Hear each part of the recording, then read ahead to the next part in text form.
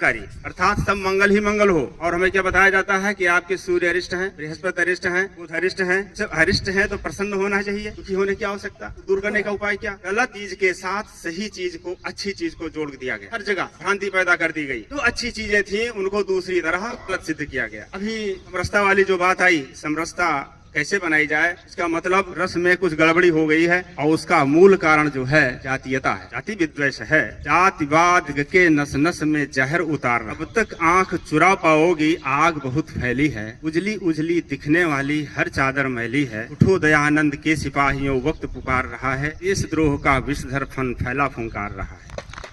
तो हमारी जातीयता है, ऐसा जहर है कि हर मनुष्य के अंदर वो अपना जहर उतार रहा है। किसी एक वर्ग के लिए नहीं कह सकते, चाहे जिस वर्ग में चले जाइए सब आपस में बटे हुए हैं। हम ब्राह्मण को ही ले लेते हैं, ब्राह्मणों में भी अनिकुब्ज, सरयुपारिण, साकलदीपी, मालवीय, कनाढ़, मैथिल, गौड़, पंचद्रविड़ इतनी हो गई। और उसमें भी हम अपने सरयुपारिण में आ जाते हैं। एक आस्पद होता है चतुर्वेदी। वेद उत्तम है, सब लोग जानते हैं, वेद सबसे उत्तम है और हमारे हिंदू धर्म का मूल है, मूल ग्रंथ वेद है। उसका सब लोग प्रतिपादन करते हैं। रामचरितमानस में सैकड़ों बार वेद का आया है कि वेद को पढ़ना चाहिए। चला ही स्वधर्म निरत सुत। भरत जी को वशिष्ठ जी समझाते हैं, जब वो रोते हैं, मंथरा को गाली देते हैं, कैकेयी को गाली देते हैं, तो कहते हैं तुम क्यों चिंता करते हो, चिंतनीय कौन कौन व्यक्ति है। उसमें भी लिखते हैं कि सोचिए विप्र जो वेद विहीना। वो विप्र सोचनीय है, उसको दुखी होना चाहिए, उसको लज्जित होना चाहिए जो वेद से विहीन है।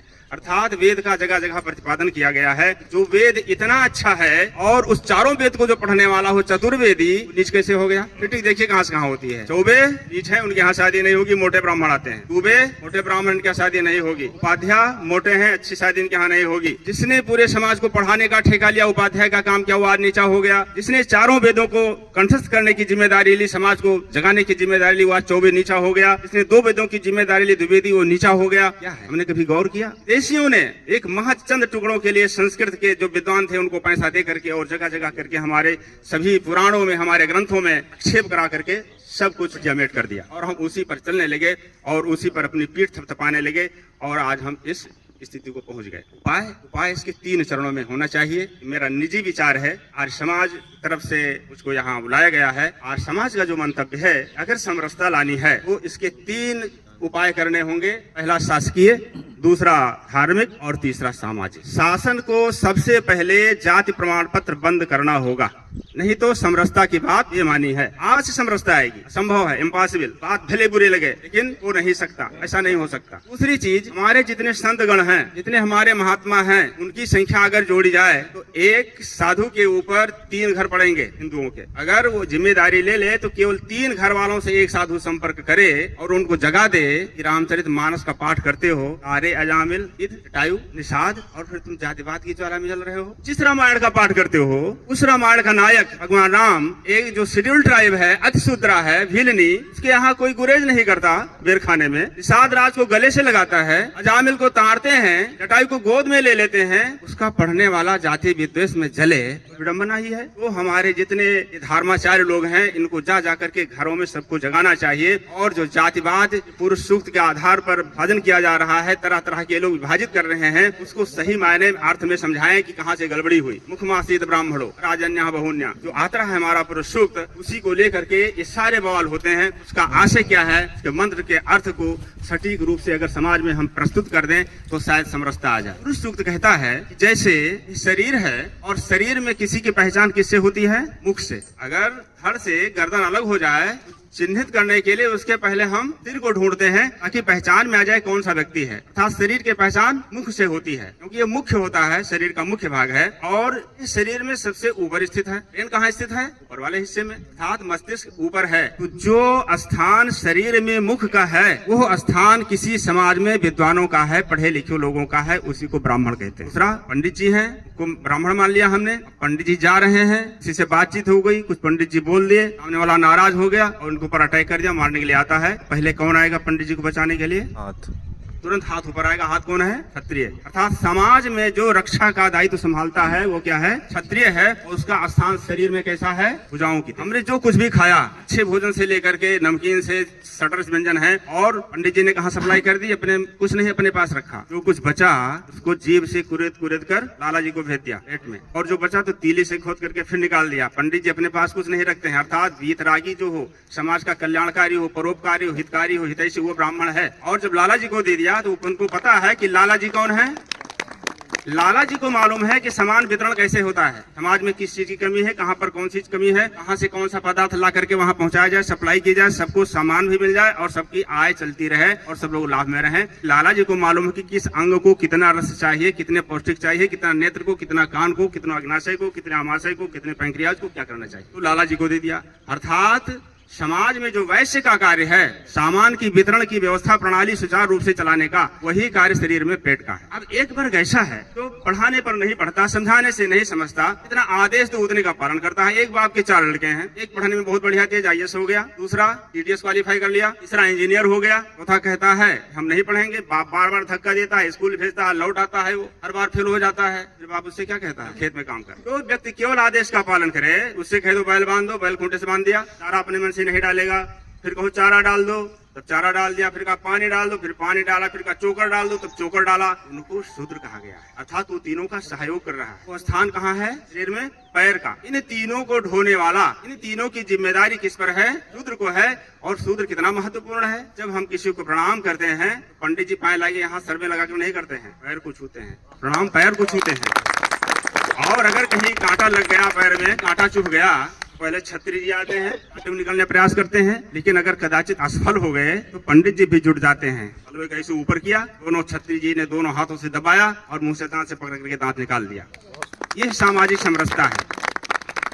फिर अगर इसके अलावा रात के समय सर्दी के सीजन में आप लेटते हैं तो सबसे पहले रामदास को रजाई के अंदर डालते हैं, थोड़ा ठंड लगा, लाला जी को अंदर किया, ठाकुर साहब को अंदर कर दिया, तो पंडित जी पूरी रात रजाई से बाहर खर्राटा ले रहे हैं। वो जानते हैं कि अगर हम 10वां गड़बड़ हो गया तो हमारा कुछ नहीं होगा।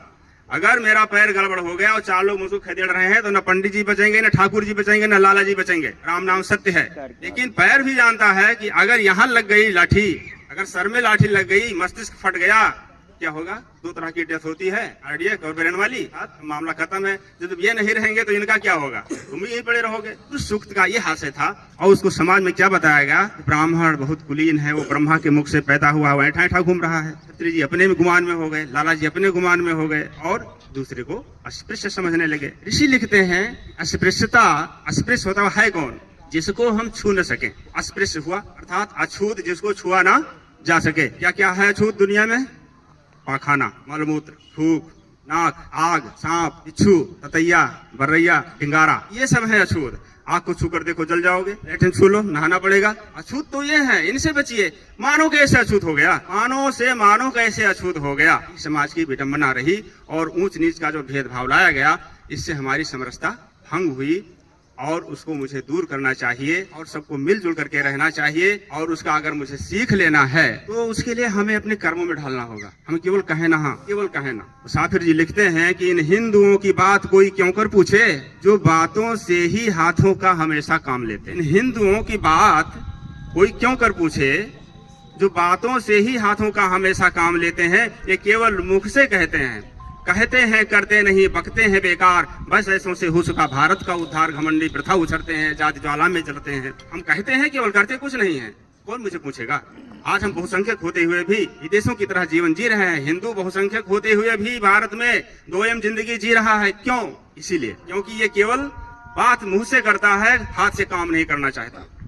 ऐसा जंतु हो गया है, पुरुषार्थ नहीं करना चाहता। हम केवल कहे ना, धरातल पर लाएं। हम मंच पर तो व्याख्यान दे दें, लेकिन अपने जीवन में अगर आचरण में नहीं लाते हैं तो हर चीज बात बेमानी होगी। मैं मंच पर भाषण देता हूँ, प्रत्येक को गुरुकुल में बच्चों को पढ़ाना चाहिए, संस्कृत सब्जेक्ट लेना चाहिए, घर में हवन करना चाहिए, संध्या करनी चाहिए, लेकिन यहीं तक। बाहर गए, किसी को मांसाहार सेवन नहीं करना चाहिए, नशीली वस्तुओं का सेवन नहीं करना चाहिए, लेकिन कहाँ तक के लिए? केवल मंच तक के लिए। ऐसे होगा। और हिंदू यही करता है। जब अपना आएगा तो कैसे कैसे बहाने ढूंढेगा। शंकर जी भांग खाते थे, श्री गणेश जी गोपिकाओं को रखते थे। क्या करना है तो श्री गणेश जी को घसीट लाया बीच में, भांग खाना है शंकर जी को घसीट लाया, गोश्त खाना है, मांस खाना है, दुर्गा जी को और काली जी को ले आया बीच में। अपने मन की चीज करने के लिए वो हमारे महापुरुषों और देवताओं पर आक्षेप लगा करके उनको घसीट लाता है। ये बिल्कुल गलत है। अगर आपको एक होना है, समरसता होनी है, तो जो आप करते हो उसको आचरण में लाओ, गौर करो, उसको केवल पूजा और भजन के रूप में न लो, अपने कर्मों में ढालो। आप दुर्गा पूजा करेंगे, बार के महीने में दुर्गा पूजा होती है। जो दुर्गा जी की मूल प्रतिमा है उसमें 8 भुजाएं नहीं है, 10 भुजाएं हैं। और दुर्गा पूजा कलकत्ता से प्रारंभ हुई, पश्चिम बंगाल से, उसमें 10 भुजाएं हैं। तो अब आप गौर कीजिए कि किसी महिला के 10 भुजाएं हैं, तो क्या संभव है? अर्थात इसके पीछे जिसने चित्र बनाया है उसका कुछ संदेश देना रहा होगा। लेकिन हमने अगरबत्ती दिखानी शुरू कर दी, ताली बजाना शुरू कर दिया, आरती करनी शुरू कर दी, उससे हमने संदेश नहीं लिया। दुर्गा जी की 10 भुजाएं हैं, 8 भुजाएं 4 वर्णों की हैं, ब्राह्मण, क्षत्रिय, वैश्य, शूद्र। तो भुजाएं महिला की हैं, 10 भुजाएं हो गई। तो समाज का प्रबुद्ध वर्ग, ब्राह्मण, क्षत्रिय, वैश्य, शूद्र हटा दो क्योंकि लोग चिढ़ जाते हैं। प्रबुद्ध वर्ग अर्थात प्रशासनिक सेवा वाला, दूसरा सुरक्षा तंत्र, तीसरा शिल्पकार, इंजीनियरिंग वाला, और चौथा जो 4th क्लास है जिसको चपरासी, पियून कहते हैं। व्यवस्था आप तो करनी पड़ेगी, वहां भी ऑफिस में भी डीएम है तो झाड़ू लगाने के लिए स्वीपर है। जिस समाज के चारों वर्ण अर्थात पढ़ा लिखा, सुरक्षा करने वाला, व्यवसायी वर्ग, ये सब एकजुट हैं, और साथ में अगर महिला भी एकजुट हो जाए तो समाज कितना सशक्त हो सकता है। जैसे स्त्री सबसे कोमल मानी जाती है, इसके बावजूद वो शेर पर सवार हो जाए। सिंह क्या है? पराक्रम का प्रतीक है और नारी कोमलता का प्रतीक है। दुर्गा जी का जो चित्र दिखाया गया है वो यही बताता है कि जिस समाज के ये 5 वर्ग एक हो जाएं, संगठित हो जाएं, एकत्रीकरण हो जाए, वो समाज कितना सशक्त हो सकता है। जैसे इजराइल आज है, लेकिन हमने ये सीख नहीं ली, हमने उसमें प्राण प्रतिष्ठा भी कर दी। अरे अपने बेटे में प्राण प्रतिष्ठा कर दो, नौजवान मर गए, 18 साल का एक्सीडेंट हो गया, उसमें प्राण प्रतिष्ठा कराओ ना। तुम भगवान में प्राण प्रतिष्ठा करा दिए और उसके बाद बगैर सूचना दिए हिंगाहा में ले जा करके और उठा करके झमाझम पटक रहे हो। गाली किसको दे रहे हो? बुत सिकन कौन है? आप ही बुत परस्त, आप ही बुत सिकन, आप ही प्राण प्रतिष्ठा किए, उनको जीवित किए, फिर माता जी को ऐसे ही ढकेला है। आपको करना क्या था? क्या सीख लेनी थी? वो नहीं ले पाए, लेकिन एक पाखंड में फंस गए। किसकी देखा दूनी? ताजिया का। जो मुहर्रम की ताजिया उसकी देखा दुनिया चल गई। और आज मैंने किसी को नहीं छोड़ा। इस वर्ष भगवान राम बचे थे, उनका भी डोल निकला रामनवमी में, उनको भी नदी में फेंकना शुरू कर दिया। दुर्गा जी थी, फिर गणेश बप्पा शुरू हुआ, उसके बाद श्री कृष्ण जी को शुरू किया अष्टभुज में। भगवान राम बचे थे, इस बार रामनवमी में कहीं कहीं भगवान राम का भी निकाला गया और उनको नदी में फेंका गया। इसमें दोष किसका है? हम विचार क्यों नहीं करते हैं? और बात करेंगे बड़ी ऊंची ऊंची समरसता की बात करेंगे, जागरूकता की बात करेंगे, काम वही करेंगे कि बड़ी दकियानूसी वाला, पीछे जो है हमें मर मिटने वाला। जब हम खुद अपने घर में आग लगा रहे हैं, दोष किसका है? और जिसको आप मालिक बना देते हैं। और सुल्तान ने बड़ी सुंदर लिखी कि हलवाई के दुकान की कुतिया कर रखवाली करे, हलवाई के दुकान की कुतिया कर रखवाली करे, रखवाली क्या होगी? वो तो जलेबियों को खाएगी। और भेड़ों की जमात में भेड़िया पंचायत करे, पंचायत क्या होगी? वो तो आपस में बंट जाएंगी। बाढ़ खेत को खाने लगे, जिनको हम नेता बना देते हैं, अपना अगुआ बना देते हैं, वही जब मुझको दंश देने लगे तो फिर क्या होगा? मुझे जगना होगा।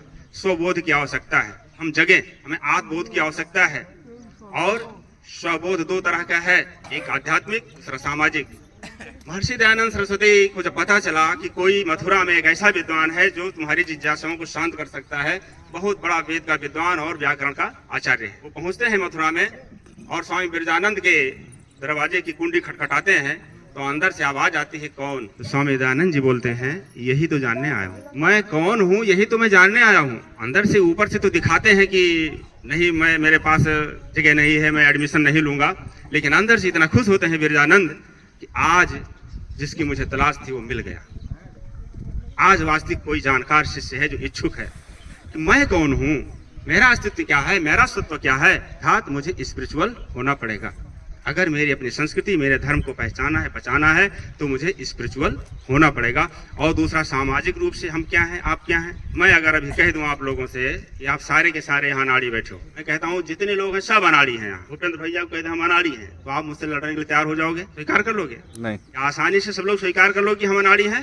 फिर अगर अनाड़ी नहीं है तो फिर क्या है? अगर आप अनाड़ी नहीं है, जैसे हम आपसे कहें आप चोर हैं, आप कहते नहीं मैं चोर नहीं हूँ, तो फिर क्या है आप? दुर्गा विलोम सज्जन, ईमानदार। तो अगर आप अनाड़ी नहीं है तो अनाड़ी का विलोम होंगे।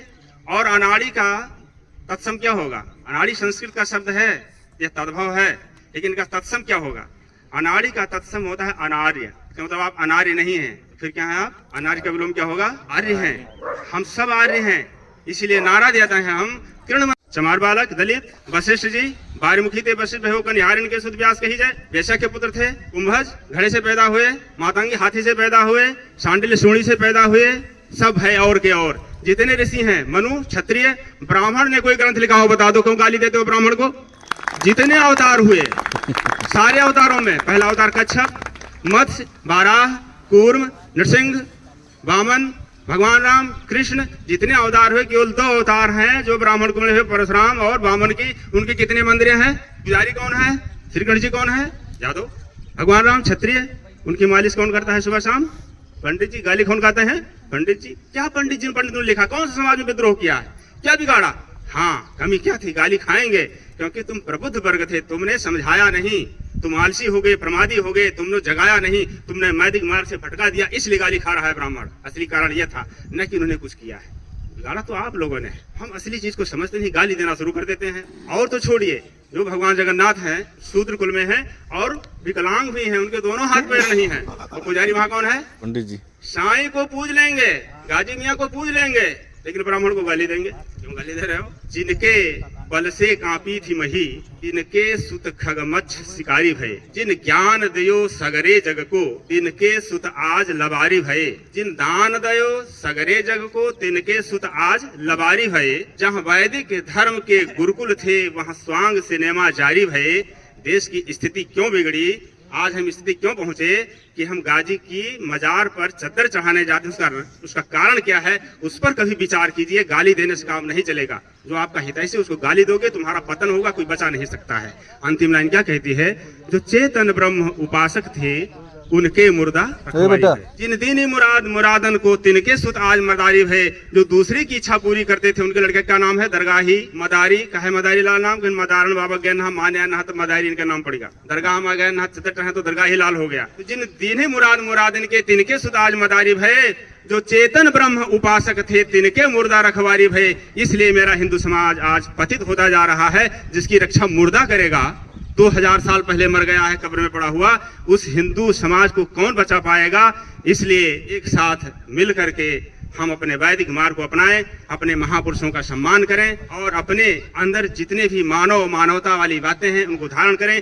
कोई ऊंच नीच नहीं है, कोई अछूत नहीं है, सब परमपिता परमात्मा की संतान है। माता भूमि ही पुत्रो हम पृथिव्या। ऋग्वेद संदेश देता है ऋग्वेद में कि माता मेरी भूमि है और इस पर पैदा होने वाले सब उसकी संतान है। तो माता भूमि ही पुत्रो हम पृथिव्या किरणवंतो विश्वमार्यम। एक बार बोलिए मर्यादा पुरुषोत्तम भगवान श्री रामचंद्र जी की जय, प्रज्ञा चक्ष गुरुवर बिरजानंद की जय, महायोगेश्वर श्री कृष्णचंद्र जी की जय, देश पर मर मिटने वाले वीर वीरांगनाओं की जय, किरणवंतो विश्वमार्यम विश्वमार्यम। जय श्री राम, जय श्री राम, जय श्री राम, जय श्री राम, जय श्री राम, जय श्री राम। ओम शम।